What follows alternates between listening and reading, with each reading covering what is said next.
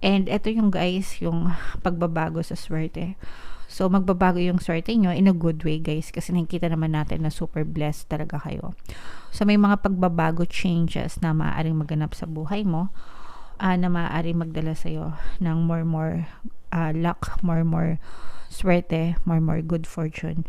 Mga kapiksi, magiging maganda din yung ikot pa, yung daloy pa ng kaperahan sa inyo, guys. So, this is something na dapat minamind nyo.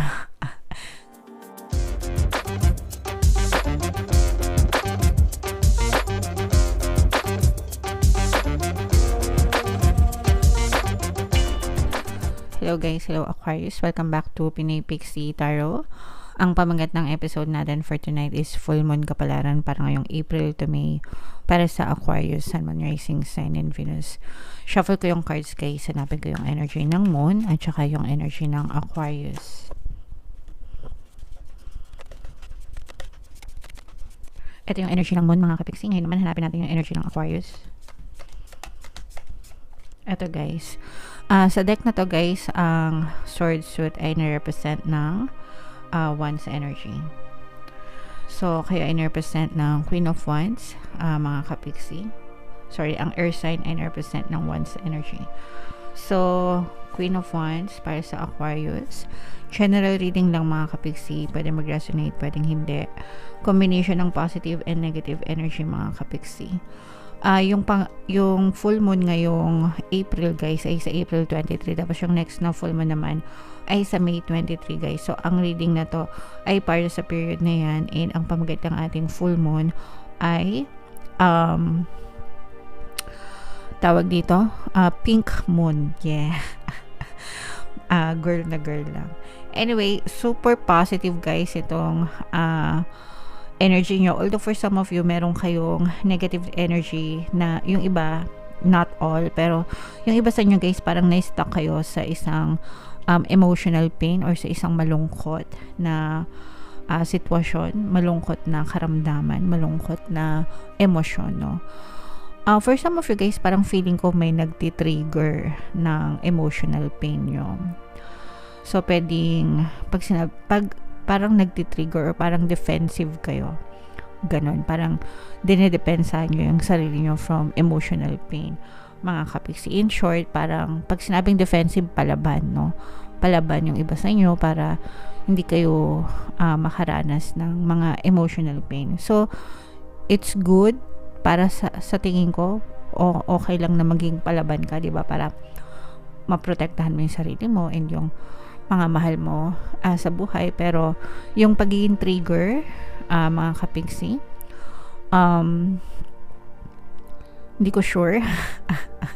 Kasi kung alam mo kung paano, kung bakit nagre-react ng ganun yung mga tao or bakit nangyayari yung ganong sitwasyon sa buhay mo, dapat hindi ka natitrigger mga kapiksi. Okay?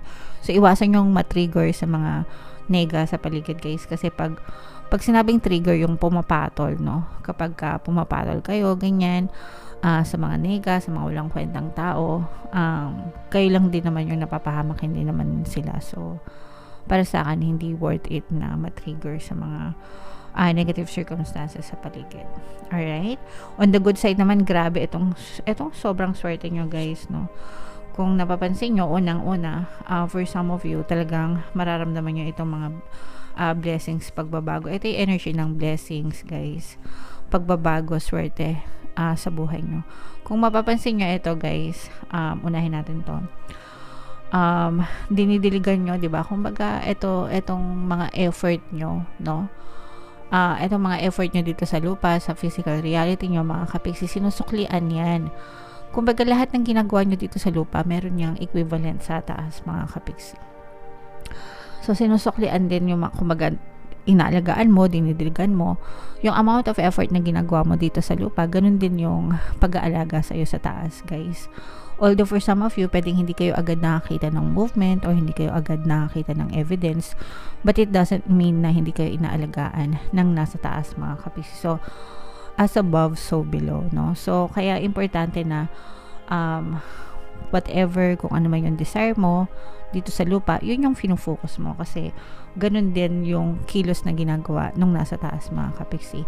And eventually, dadating yung araw na makikita mo din lahat ng bunga ng iyong pagsisikap, guys. Okay, so for some of you, pwedeng na-experience nyo na ito, guys, sa inyong physical reality, na nakikita nyo talaga na nagbubunga yung mga effort nyo kasi inaalagaan nyo talaga kung ano man yung gusto nyo ma-achieve sa buhay, mga kapiksi. Okay, so very important yan na huwag kayong susuko. And ito yung, guys, yung pagbabago sa swerte. So magbabago yung swerte nyo in a good way, guys, kasi nakikita naman natin na super blessed talaga kayo. So may mga pagbabago, changes na maaaring maganap sa buhay mo, na maaaring magdala sa'yo ng more luck, more swerte, more good fortune. Mga kapiksi, magiging maganda din yung ikot pa, yung daloy pa ng kaperahan sa inyo, guys. So this is something na dapat minamind nyo sa comment section, no? Mind swerte, mind good luck, mind good fortune, mind magagandang pagbabago, and then ito mga blessings na to, guys, mind blessings. So i-mind nyo yan, guys, para ma-experience nyo siya sa inyong physical reality. So umiikot, guys, no? Pag sinabing umiikot, nagfo-flow, umaandar, may progress, may movement, ganyan. And ang maganda yung ikot kasi, kumbaga, let's say for example, kung may pera ka na ngayon, mas dumadami pa yung pera mo. Kung wala ka naman pera, huwag ka mag-alala kasi magkakaroon ka ng pera. So ganun yung flow. Kasi dumadalo yung abundance, dumadalo yung kasaganaan sa buhay nyo, mga kapiksi. So that's something you should be grateful for. And sabi ko nga, guys, i-mind nyo na yan sa comment section. Mag-ingat kayo, guys, sa mga pagpapahiram ng pera kasi merong, for some of you, baka sumakit yung ulo nyo kapag nautangan kayo, ganyan, tapos hindi na bumalik sa inyo, parang baka hindi na bumalik sa inyo yung pinahiram nyo. Pero, and also, at the same time, guys, parang you are being protected, parang may shield kayo, no? So dapat palagi kayo nagdadasal talaga, guys, para humingi kayo ng protection at gabay, para hindi kayo pabayaan, mga kapiksi, kasi nararamdaman ko yung shield, parang parang binabantayan talaga kayo ng mga spirit guides nyo, guys, and nilalayo kayo sa mga kapahamakan. So again, that's something that you should be grateful for, mga kapiksi. Kaya magpasalamat kayo ng bonggang-bongga, okay? Huwag kalimutan magdasal, mga kapiksi. Alright? So comment down below, Aquarius, if feeling nyo naka-resonate kayo dyan. Sobrang ganda ng reading nyo, guys. Tingnan natin tong additional na moon message for you. Shuffle ko to. Habang sinashuffle natin to, guys, panoorin nyo muna yung video natin regarding sa ating paano mag-manifest ng abundance video course. Kapiksi, sawa ka na ba sa mga struggles at hirap sa buhay mo? Masipag ka ba at masikap sa buhay ngunit hindi ka pa rin umaasenso? Ilang beses ka na bang nag-attempt magnegosyo at mag-invest pero palagi ka pa rin nalulugi? Sa pagkakataon na ito ay maaaring may subconscious beliefs ka na nagiging balakid sa iyong pag-unlad at pagyaman. Introducing, paano mag-manifest ng abundance video course. Dito ay matututunan mong ma-overcome ang mga balakid mo para tuluyan ka ng umunlad, umasenso, sumagana, maging matagumpay, successful at maswerte sa iyong kabuhayan, pera, trabaho, negosyo, salapi at kaperahan ng bonggang-bongga. Dali, mag-send na ng email sa pinoypixitaro@gmail.com at simulan na ang iyong pagyaman ngayon. Alright. So, sabay-sabay tayo, guys. Magpayaman ngayon 2024. Mag-avail na kayo ng course, guys. Sobrang ganda niyan. And meron tayong discount, mga kapiksi, ngayong April. Magbibigay ako ng 200 pesos na discount sa lahat na mag-avail ng course. Kaya mag-avail na kayo. Huwag na kayo magpahuli, mga kapiksi. Meron din tayong email coaching, Manifest Your Desires using the Law of Attraction. If meron kayo, guys, mga specific na gusto nyo i-manifest, pwedeng love and relationship, pwedeng money or career, guys, pwede kayo magpabook ng email coaching session with me. Mag-send lang kayo, guys, ng email sa pinoypixitaro@gmail.com. So, ito yung additional message, guys. A win-win outcome is forecast. So, win-win talaga kayo, guys. Ito, pag lumalabas itong sign na to, this is a sign for partnership or professional relationship, guys. Pwede rin sa romantic relationship, pero this is more on professional relationship. So, for example, pwedeng may mga kontrata na ma-close kayo, mga deal na ma-close, ganyan. Partnership na ma-seal, yung mga business partnership, ganyan. So, anything na may kinalaman sa professional. Pero, whatever guys, win-win yung forecast na outcome para sa inyo. Ibig sabihin, panalo, no? So, again, i-mind nyo na yan guys. Mind panalo, mind win-win. Sa mga kontrata, sa mga deals, sa mga transactions, sa mga projects guys. So, i-mind nyo na yan lahat sa comment section. Attune to the moon guys, let go of that which is falling away, no? Kailangan i-let go natin yung mga bagay na feeling nyo wala ng silbi, feeling nyo wala ng pag-asa, feeling nyo dinadrag na lang kayo para bumagal yung progreso sa buhay nyo. Yung mga walang, in short, yung mga walang kakwenta-kwentang bagay guys. Dapat hindi na natin yun binibitbit, no? I-let go na natin para mas mabilis tayo, mas magaan sa pakiramdam, di ba? And mas mabilis yung ating magiging progreso. Additional meanings for this card guys, see the other person through the eyes of love. It will change your perspective. So kung meron kayong karelasyon mga kapiksi, again guys, di ba sabi ko nga sa inyo, yung iba sa inyo parang nati-trigger kayo ng mga negative emotions, di ba? So for some of you guys, if meron kayong specific person na kinaiinisan, G na G kayo, no? Try nyong ibahin yung perspective nyo sa kanila and magbabago, no?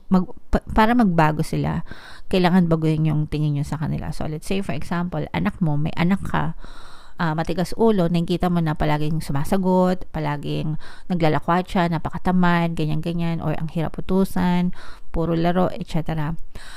Subukan yung, lalo na kung magulang kayo, diba? Syempre, you have to change your perception of your child para magbago sila. And then you will see them change, no?